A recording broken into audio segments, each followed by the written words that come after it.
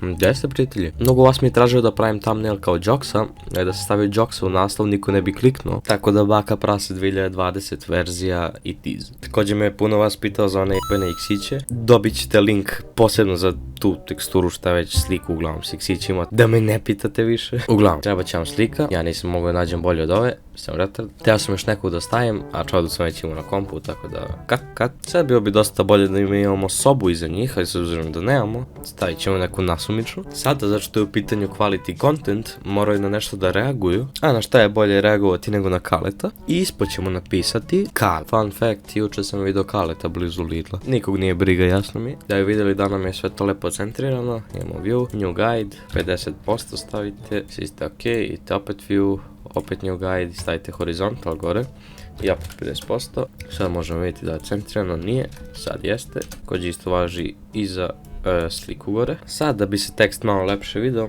ićemo duplicate s desne strane, stavit ćemo outer glow neki, recimo ovako, a iza ćemo staviti veknu hleba, spustimo ispod teksta, ićemo duplicate s desne strane na hleb, stavit ćemo neki stroke, stavit ćemo njemu outer glow. Sad Kale gore stoji dosta prazan, tako da ćemo ići duplicate sa desne strane na njega, njemu ćemo staviti neki stroke i također outer glow. Sad ćete stisnuti na layer pozadine, u našem slučaju soba, ićete na novi layer, pogledajte neki tutorial na YouTube-u kako napravite smoke brush, fog brush, šta god. Uglavnom ja imam svoj ovdje, znači vidite kad crte ovako izgleda kao dim, tako da ćemo za boju uzeti ovu neku rozikasto crvenu boju Kaletove jakne i ovako sa strane crtati dim, šta ja znam.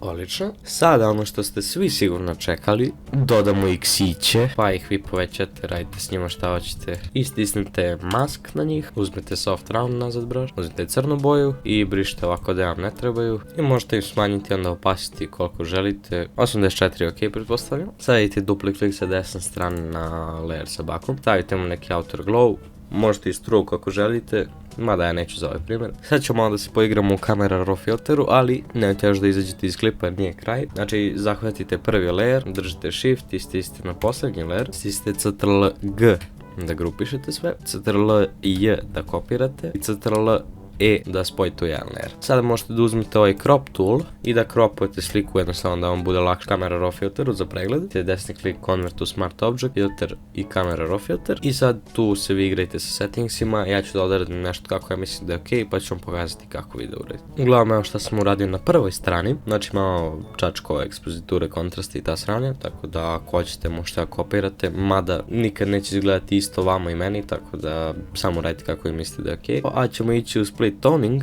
i sada pod ovim tabom ovdje shadows možete držati ovdje na nuli, znači to vam je već neka crvenkasta brown, šta je već. Uglavnom povećate malo saturaciju, da dodate brown boje u senke, jel? Tako inače Joksa specifično, koliko sam ja skonto, edituje face generalno i tako te stvari, doda brown u senke. Sad ja neću preterivati zato što je nama roze tema sad, tako da se ne primećuje toliko brown, ali ako pravite bilo šta drugo što nema toliko baš jarke boje, vidjet će se velika razlika, tako da ako hoćete baš da budete copy-paste, stavite brown u shadows, također ću se malo u kalibraciji igrati. Ok, evo šta sam ja uradio, znači pomerao sve ove slajdere, ako želite naravno možete da kopirate, mada nikad neće biti isto, rekao sam već, tako da sad se možete vratiti u Effects tab i uglavnom dodajte mu malo graina, ja sam imao shit sliku pa je već puna tog noise i graina, tako da to je malo sranje, ali za ostatak mislim izgleda ok.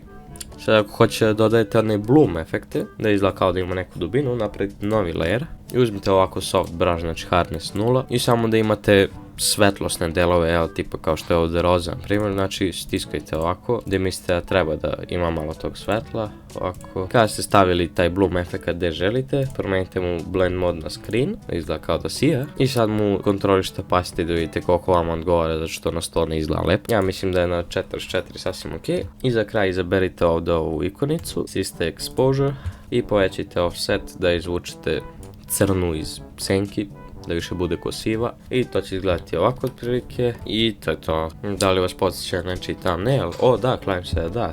Tako da, ako vam se svidao video, ostavite like i subscribe, palite zvonce da ne propustili sljedeći, zapratite me na Instagramu @powerhamster_, a mi se vidimo sljedeće prestupne godine. Bye bye.